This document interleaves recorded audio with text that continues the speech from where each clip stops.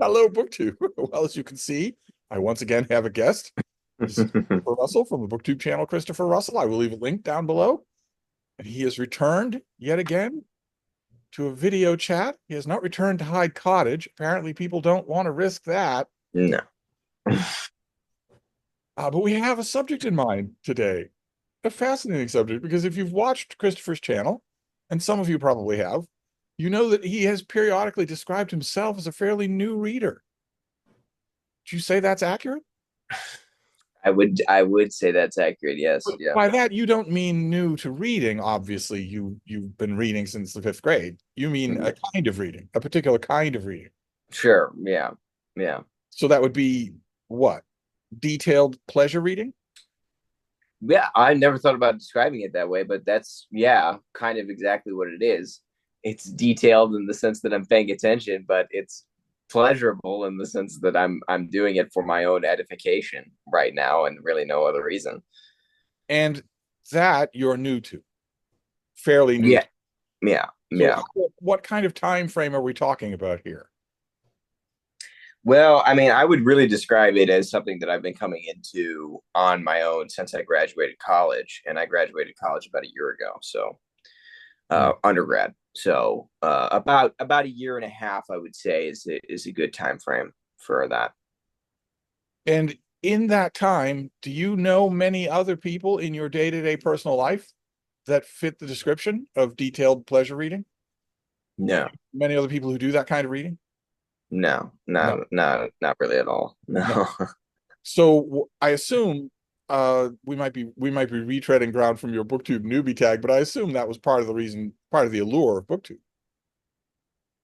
Yeah, yeah, of course. A lot of people describe that as being part of the allure, and I definitely am one of them. It's a situation where you want to meet people and talk with people and have interactions with people who are, into reading in the way that you are. And a lot of people can't find that without going on booktube and without making their reading tastes and their reading activity public on an internet platform, because a lot of people's personal lives, myself included, don't include a lot of serious readers in them. So Now, the yeah. pre-BookTube, when it gets warm enough, I always hope that when they rev their engines, the engines will explode. I always hope that. I know that it would make law enforcement look at me with a little bit of a squint, but I would go out with marshmallows and roast them if that happened. I would be singing while the bodies were writhing. But no, no such luck, even in 100-degree heat. But anyway, not really drawn out. What I was saying before the drag race was that in the pre-internet days, the analog version would have been a book group, a book club of Mm, some kind, and you yeah. find at least one simpatico spirit in a book club. Yeah. Ever been tempted to join an analog book club? I have, but I don't know. I mean, I I think it would be a good idea, but I haven't stumbled across anything that has really caught my eye, and so maybe I should go looking for it. But nothing has presented itself as an opportunity in that regard. So instead, you encountered BookTube, Yeah, that's and what did present itself. BookTube, even on a cursory examination, it presents itself with many different kinds of readers. And I'm wondering, for someone as a self-described new reader, what it must be like to encounter that variety and also to encounter a specimen of that variety that's not hard to find on BookTube anymore. Once upon a time, 10 years ago, it was extremely hard to find. It's not hard to find anymore a very, very experienced reader on BookTube. You don't have to look far to find them, to find people who have read an enormous amount. Yeah. What does that feel like to willingly put yourself in the same environment as such people when you can't claim it yet for yourself? Well, it's extremely exciting as a viewer, first and foremost, because it's all new to you, and it's all new to me. I mean, I there's so many different avenues and different ways that I can go with my reading, and almost every one of those branches is new. The only thing that I am something of a somewhat more practiced in is reading, nonfiction, which is something that I take a lot of pleasure in doing, and I've been doing that since I was in college and things like that. But when it comes to reading westerns, when it comes to reading science fiction, when it comes to reading, just really any sort of genre based thing that people get really into and read a lot about, all of that is either completely new to me or I'm at the very first steps of getting into. So all of that is very exciting, especially when you have people who are experienced in reading to point you in the right direction and give you recommendations. Because, and I think I've mentioned it before, nonfiction is so much easier in terms of getting recommendations. If you pick up a book that you think is really interesting and they start quoting and referencing other books that immediately pique your interest, you can just tumble down that rabbit hole forever, and you'll never reach the end of it. But in fiction, it's kind of like you tap your buddy on the shoulder and you say, "Hey, this was a great novel. You should read it." And then that person, if it's me, might never have heard of that book and might never have heard of it if you hadn't said anything. And BookTube offers itself as a wonderful resource in that way. So you would include among those areas of brand new fields to explore large historical novels about the Italian Renaissance. I would say so, yeah. You just don't know, you don't know anything about the field, so you're going with what's popular. Yeah. I see. Yeah, with nonfiction, the process almost refines itself. You're right. You read a nonfiction work and the author is referencing other nonfiction works on the same subject. His references will mention even more. Yeah. The more of those things you read, just by human nature, the more specific your interest is going to get. So you funnel from World War II to the Pacific Theater of World War II to maybe just Pearl Harbor. Yeah, The exactly. further down you go, not only the more authors are going to recommend more books, but the fewer books there are going to be. Yeah. It helps itself, whereas in fiction is infinite. Yeah. So you're doing the YouTube equivalent of tapping somebody on the shoulder and saying, "Hey, buddy." Yeah. Yeah. So how do you do that with such a, I won't say a chaos of voices, but let's say a chorus of voices on BookTube? How do you figure out who to listen to, or where Oh, you think the recommendations will come from best? well, Probably from that sheer level of experience, because you completely ignore my recommendations. oh, come on. So it's got to be other things. Is it Delts? Is this not what it is? Yes, yes. Well, I have somebody who I can rely on for delts.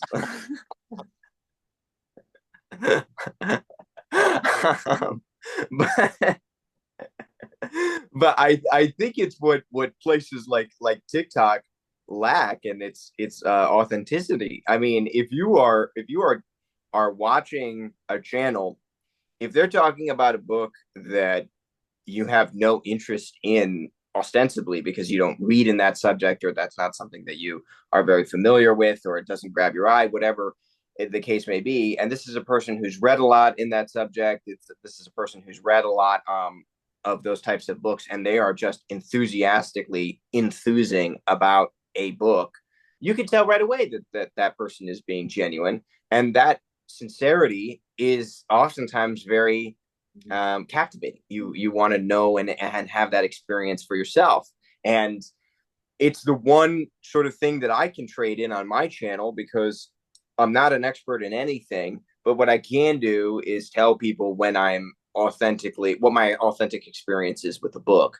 And I think that most people, independent of whether or not they're an expert in a subject and independent of whether or not they've read every book on the planet, that authentic experience is what we can provide on BookTube that is unique to our platform, that I think does so much more for demonstrating a book's quality and the sort of enticing aspects of it. Are you ever intrigued when those authentic voices disagree? Oh yeah, Yeah, yeah, It does 100%. happen. Even in our little corner of BookTube, which is so communal and so friendly, it does happen. People Oh, will disagree. Joe Spivey.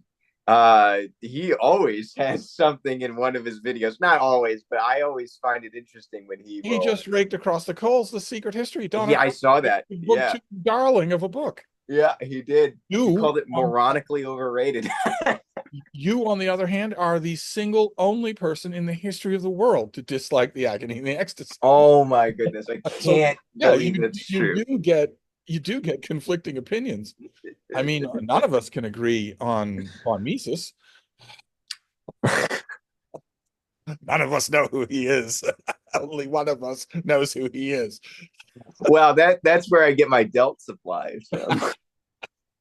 So And what do you, you do when the gods disagree? What do you do when you're a self-prescribed new reader? it makes me more curious. For example, I have a copy of Daniel Deronda on my shelf that I almost want to read more than I want to read Middlemarch because I want to know where I fall on. There are two very conflicting camps on it, and when I hauled it, I mentioned those camps, and then those camps presented themselves in the comments of my video where they were like, "Daniel Deronda is They great. will speak Daniel right up. Deronda is bad." They will speak right up. Uh, whether or not you think it works as a novel, or whether or not you think that it's one really good novel, and then all this other stuff that's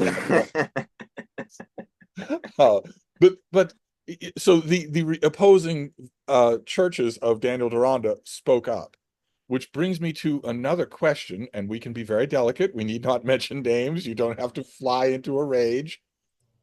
But putting yourself online Yeah. and describing yourself as a new reader and presenting viewers with your inability to grow facial hair has has perhaps positioned you for some condescension, just a Just a bit. bit of condescension. I have noticed that even myself, and I haven't had raven hair since 1908. It was, in fact, Theodore Roosevelt who pointed out the first gray hair I ever had. And yet, despite that fact, when I mention an author and say, oh, I don't know anything about this author, even I, in my comments, will get, well, little Timmy, let me tell you about Western literature. So I can only imagine what happens to you. Now, I don't have to imagine because your comments section is the battle of the Somme, for Pete's sake. So you have experienced this? Yes? Yeah, once or twice, a little bit of condescension from people in the comments. Yeah. And what do you make of that? Is this part of the BookTube learning experience?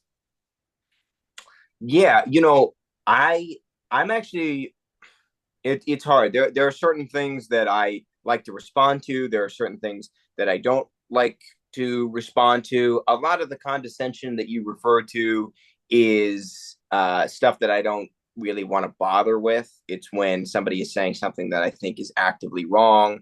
For example, somebody getting in my comments was calling Stephen Jay Gould a grifter and You're insist kidding. I'm insisted on it for across a couple comments, and I just was like, I can't let that stand anymore. It's just getting under my skin. So things like that are things that I would much rather direct my attention toward than a couple of people being like, oh, I'm giving me a little bit of lip about my inexperience. Stephen Jay Gould, Yeah, a grifter. an ideological hack, according to this commenter. Hey, all right. Okay, I did not see that. I usually keep a close eye on people's comment sections, but I missed that completely. And you're saying you prefer a commenter simply being wrong like that to a commenter being. Yeah, yeah, yeah, because then I think that it's a lot less petty to go in and say you're wrong about this than it is to be like, I don't like your tone. So I let the tone comments go because I just feel like that's just opening a whole can of worms that that is might reflect worse on me at the end of the day than a commenter that is just like flat out incorrect about something, and they just happen to be dismissive about something that they shouldn't be or something like that. I can go in and I can directly address that. If somebody, for example, is saying that I'm doing all of this for money or something like that, as one commenter did, and then I made a video responding to that, that's easy for me to do because they're just wrong. I don't make money off of talking about, Marion Turner's biography of Chaucer. It's, that's just crazy. So Yes, it's I imagine you're right that there really isn't a cost-effective way of defending yourself from condescension if you're very young. I mean, you're very young, your voice still cracks. So that's gonna, there's no real way to, with me, all I have to do is resort to sarcasm. When I get the occasional comment like that, I just have to say, did you listen to this as a podcast, or are you looking at the screen? This is the person that you're condescending to. Are you looking at the screen? He's older than your grandparents, and doesn't exactly sound like he doesn't know what he's talking about. But with you, and with the rest of the BBBB, it must be rough. It must be rough. You're not willing to Joe Spivey's endless supply of $4 words. He can palaver himself out of any kind of condescension. Most people aren't ready to do that at the drop of a hat. So conflicting opinions about classics aside, and I guess now that you don't like The Agony and the Ecstasy, there is a conflicting opinion out of the book.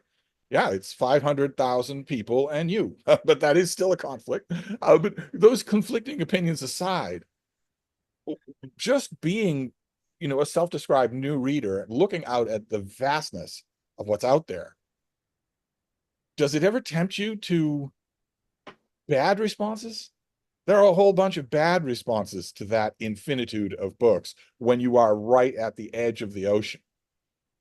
One bad response is to hyper specialize right away, hence all the fantasy channels on BookTube. Another bad response is to become a dude bro. that's their foremost. That's what their necrotic fascination with two authors. That's where it comes from. A terror of the vastness of what they don't know, or what they call the capital T truth, right? Which just allows them to, reread the same things over and over and over again and try and get new sort of meanings out of it or whatever. But with you, you're looking at fiction or nonfiction. You're looking at a vast amount that you not only don't know is out there, but have never even considered trying. Yeah. Does that have any negative responses? I would hope not. I would hope that you wouldn't hyper specialize. I used to get so much more overwhelmed about it than I do now. And the reason that I used to get overwhelmed about it more in the past was because I was in college. I was reading and writing for papers, and it was like I looked at a massive bibliography that I would like make for myself and be like, God, how do I read all this? And then this is just the tip of the iceberg, and there's all this other stuff on top of it. Right now, I look at it more as a joyful thing because I know I'll never, ever, ever in my entire life until I'm in the ground run out of exciting things for me to read. I mean, I understand that a lot of new releases suck, and a lot of people have a real problem with that.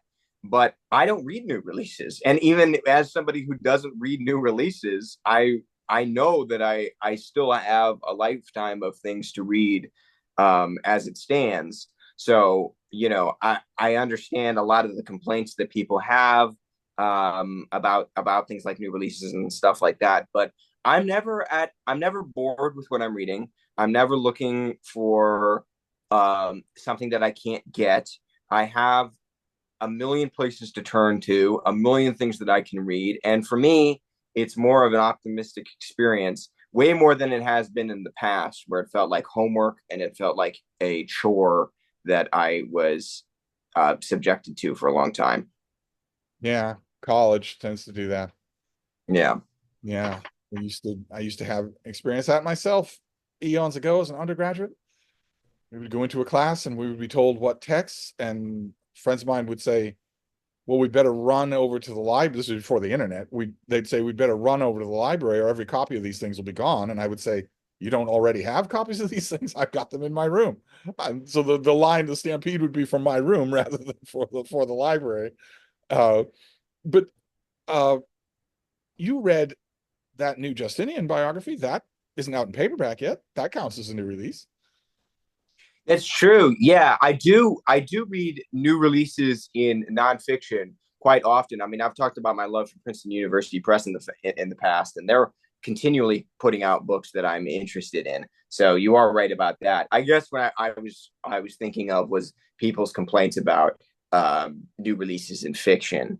And again, I just want to say that there's so many classics and things of the past, and it doesn't even have to be classics. It can be, the things that I discover as I continue to read and find my niche. Westerns, for example, I've taken a lot of joy out of, but I haven't read a bunch of them. I could spend a long time reading Louis L'Amour before I'd get to the end of him, or Zane Grey, or anything like that. And I don't know if that's L'Amour is my really good. niche yet, or not. Louis L'Amour is really good in a uniform leather-bound set. That's really the way to read that author. Of course, you Yeah, also I'd never love. encounter such things out in the wild. Never.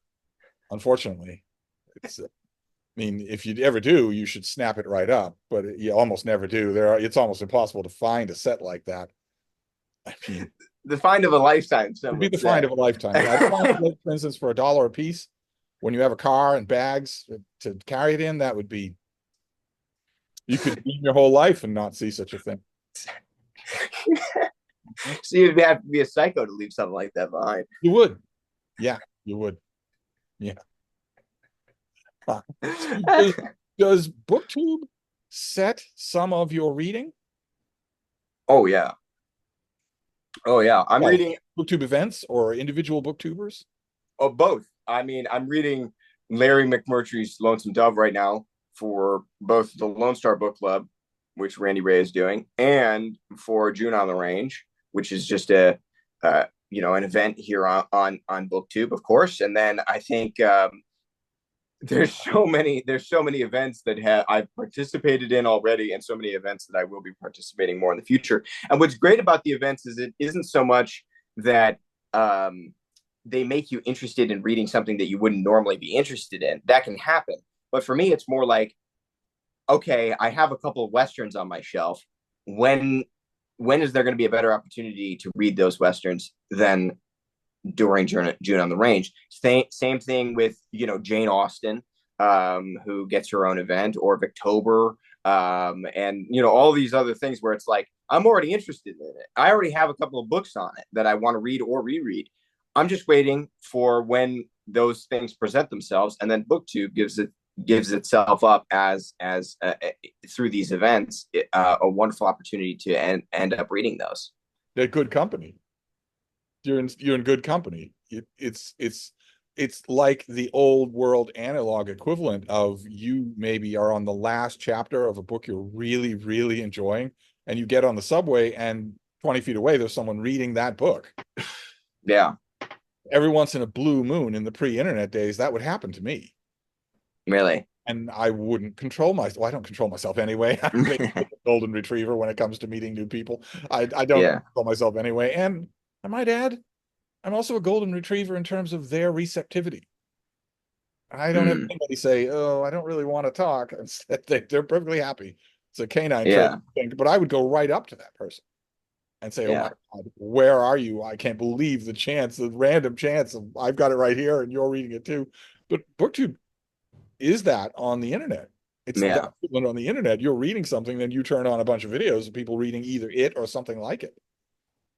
Or yeah, the Lone Star Book Club, where it's the specific book, yeah, just the genre of book. yeah.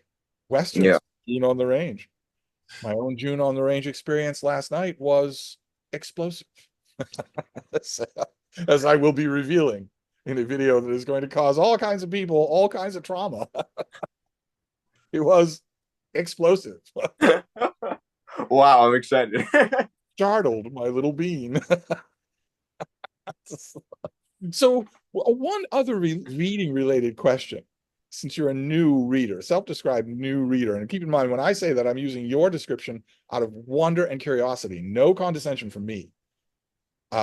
when I want to mock Christopher, I will pick other grounds to do so. It won't be that you're a new reader. But since you are a self-described new reader, do you or have you thought of documenting the process? Do you keep a reading journal or No, inventory? that's what BookTube's for. Is it? So you don't have a Goodreads? Don't have an Instagram? Nothing like that? No. No, no, no. But I use my videos. I literally go back in my videos and be like, what did I read last month? And then I'll like look at my reading wrap up video for a given month, and then like I'll have it all there. And it's a fantastic resource because most of my reading, I would say about 95% of my reading, I put online. I really do. There's a couple of things that I'll read, articles, obviously, some things from some journals that I'll read sometimes. But for the most part, if it's a book, if it's a Penguin Classic, if it's an ebook, usually, I mean, it's going on my channel. I'm talking about it in some capacity, and I really like to keep those ranking tier list videos at the end of the month steady, so they and as robust a representation of what I've read in a month as possible, if for no one else but myself. So you're using BookTube as Goodreads? Yeah, basically, yeah. How many people do that? I don't know. I don't know. I hadn't really thought of that before. You people who are watching this video, do any of you use BookTube that way? How interesting. How interesting. So as a new reader, do you set up rituals for when you'll read, how much you'll read? I mean, it sounds like you're fairly open-minded in terms of what you're going to read next. Yeah, What very about much. the all-important structure of reading? I mean, does that let that just solve itself, or do you have goals in mind? I hate to use the Goodreads word goals, but Yeah. Well, at the beginning of every month, I make a TBR. So that does sort of frame the month's reading. And it does set itself up as a kind of goal. If I put, 9 books on there, I would like to read all of those 9 books in the space of a month. So that would be one. And then in terms of like a day-to-day experience, I mentioned it before, but I don't really have much of a routine for reading, but I usually shoot for 3 hours of dedicated reading a day. And if I can break that up into 2 chunks, one at the beginning of the day and one at the end of the day, that's great. Sometimes most of it will fall into before bed at the end of a day. But 3 hours a day is what I shoot for in a given day, if I can. well, you don't right now at the moment have a time-consuming job, right? No, So that's, no. I wonder Yeah, if when I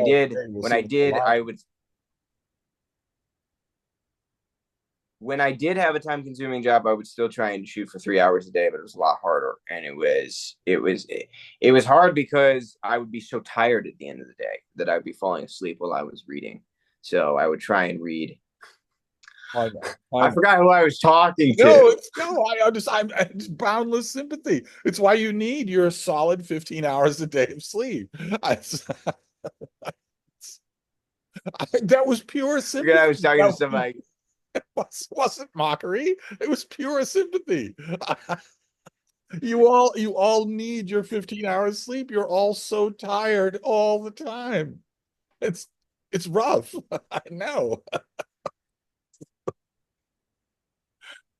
You were saying you're not going to get anything other than pure sympathy. Yeah, sure. Yeah. Interlocutor who is 51 years older than you are, you're going to get nothing but pure sympathy. So might as well.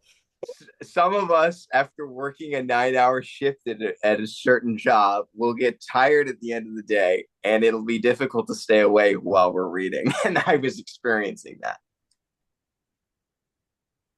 Or the equivalent of a 9-hour workday, which is, I guess, calzones and wine. Exhaust people. No, that's way more. That's like That's like running on the treadmill for 12 hours straight.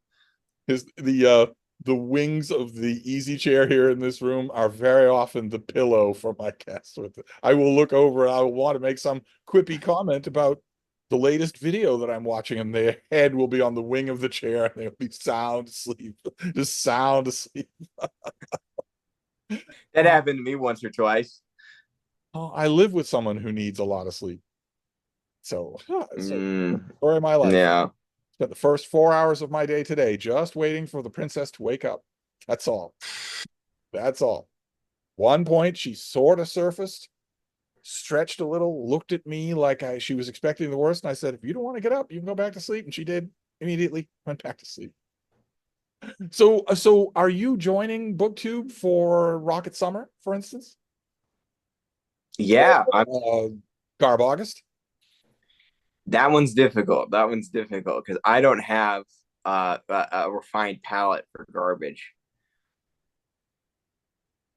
Meaning you wouldn't be sure that what you were reading wasn't garbage? Or that you're Well, if I wanted to read garbage, I would just pick Irving Stone off the shelf again. But joking, I'm joking. but but I don't, when it comes to like garbage movies, I know from my experience with garbage movies that you have to really know movies to like get underneath, like far enough down to realize, to find out where like the enjoyable garbage is. And I'm not there with books. oh. Oh, how interesting.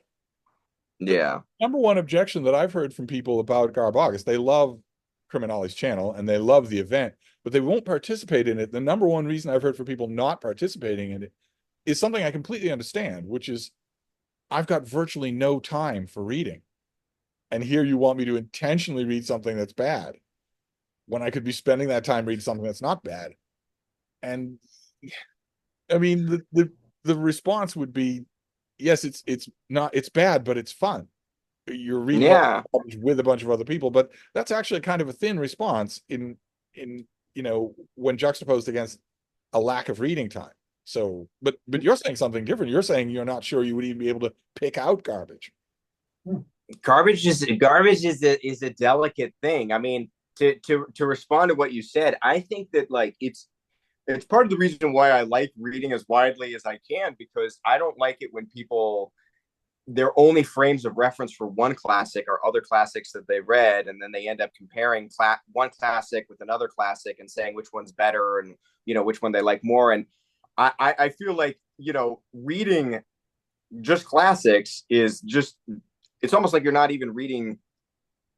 If you were to define what books are by the aggregate total of what gets published, then most books are horrible.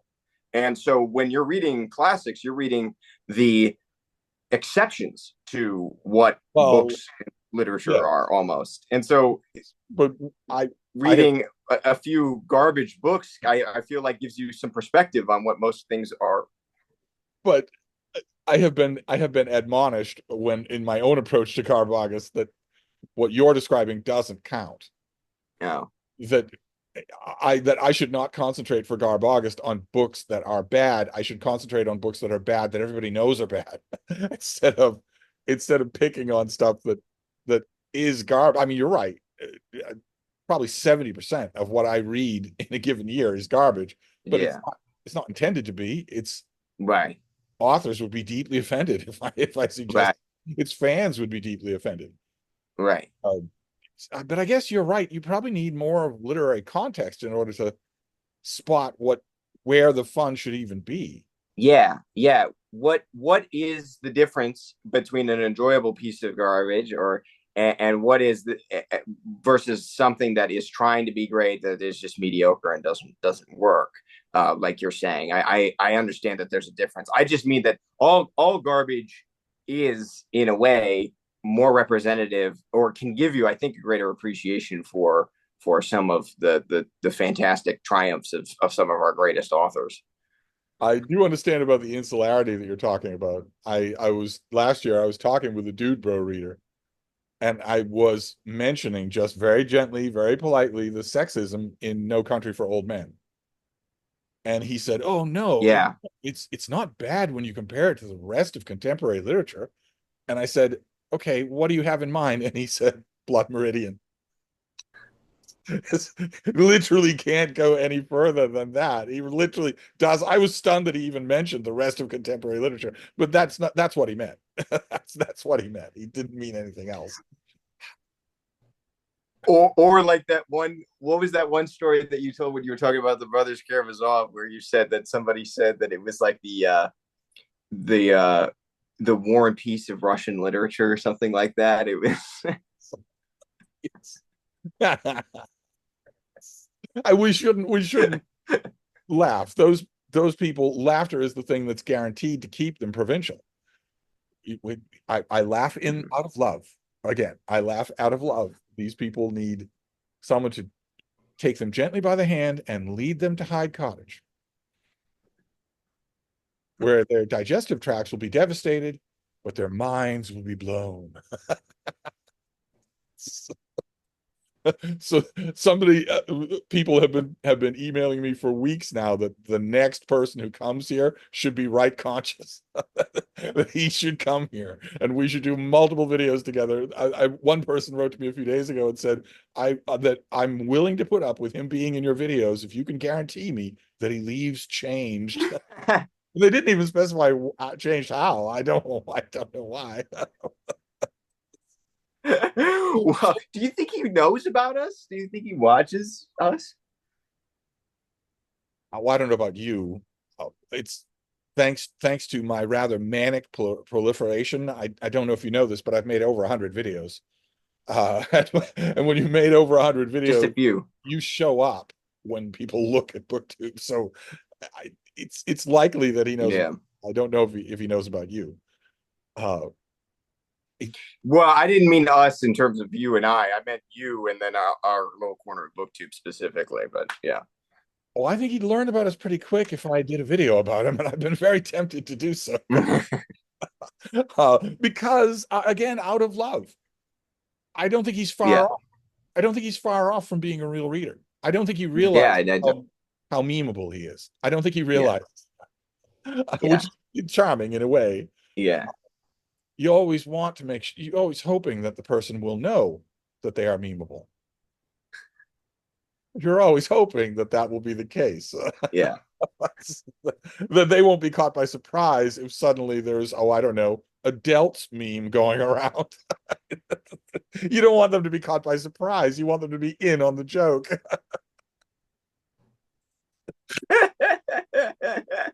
We're going to run out of time. Okay. Let's wave goodbye before we get cut off in mid-syllable. That drives me crazy. We'll talk again.